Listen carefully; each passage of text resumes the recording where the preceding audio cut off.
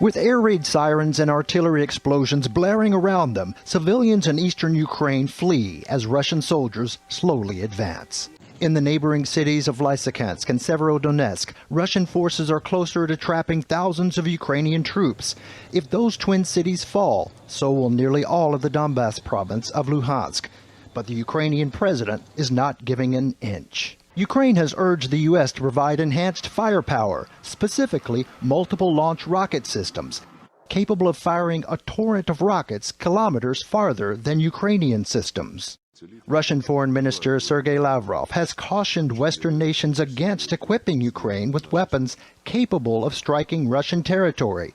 Meanwhile, Austrian Chancellor Karl Nehammer says Russian President Vladimir Putin has told him that Moscow would meet its natural gas delivery commitments to Austria and is ready to discuss a prisoner swap with Ukraine.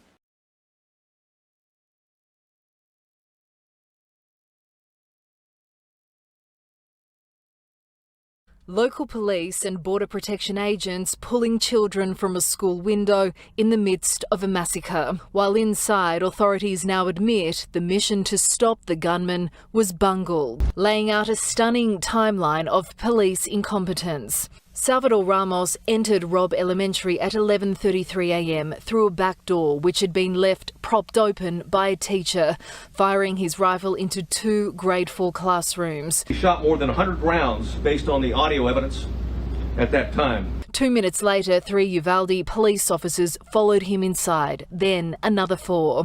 By 12:03 p.m, 19 law enforcement officers were gathered in the hallway, with the suspect barricaded inside the classroom. That's when the first 911 call was made from a student inside. At 12:10, she called back. In room 12, advised her multiple dead. 12:13, again, she called on the phone. Again, at 12:16, she called back and said there was 8 to 9 students alive.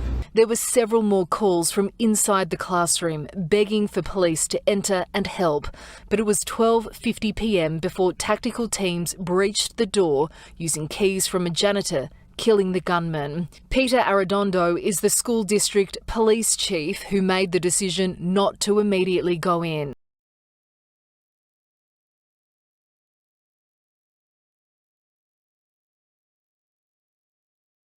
I can tell you that Greece's foreign ministry said it had made a strong démarche to the Iranian ambassador in Athens over what it described as the violent taking over of the 2 Greek flagships in the Persian Gulf.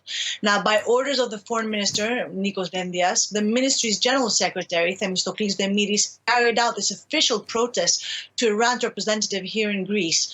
Now, the foreign ministry released a statement where they said that these acts, the ones that were committed by Iran's Revolutionary Guard and its navy, effectively amounts to acts of piracy. And they called for the immediate release of the vessels.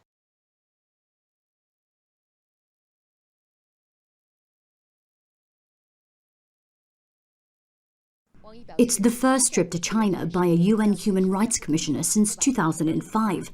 But details of Michelle Bachelet's visit have been hard to come by.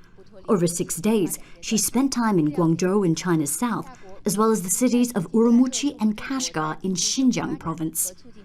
Due to strict coronavirus regulations, no reporters were allowed to travel with her, and many of her meetings, including with President Xi Jinping, have taken place online.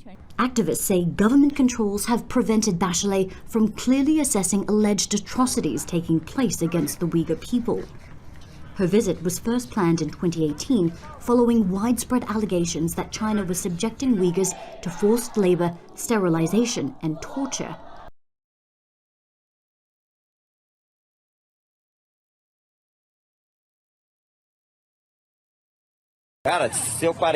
Two police officers pinned down Agenivaldo de Jesus Santos, a black man they say was resisting arrest. Then they trap him inside the smoke-filled trunk of their police car. Look at that man there. Oh my God, they're killing him inside the car, says one witness. Video of the incident went viral on social media. Protests have been held in his hometown in Umbaúba in northeastern Brazil. and shock and outrage expressed across the country. For years, human rights activists have accused police in Brazil of discrimination, brutality, and excessive force.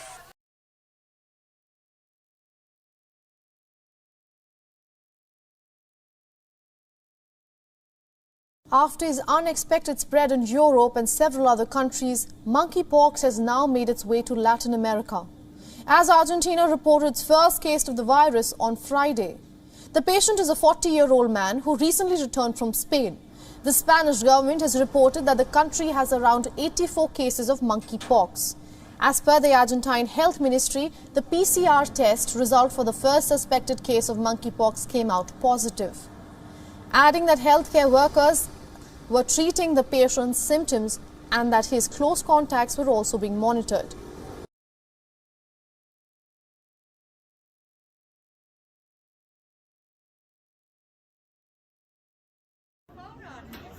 Oh my gosh. That is wild.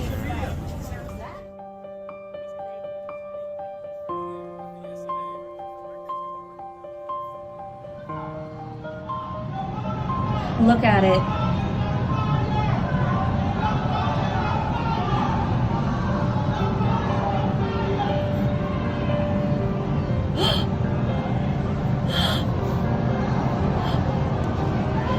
Oh my God.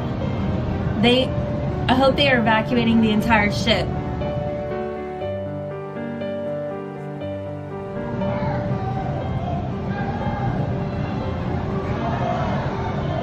Oh my God.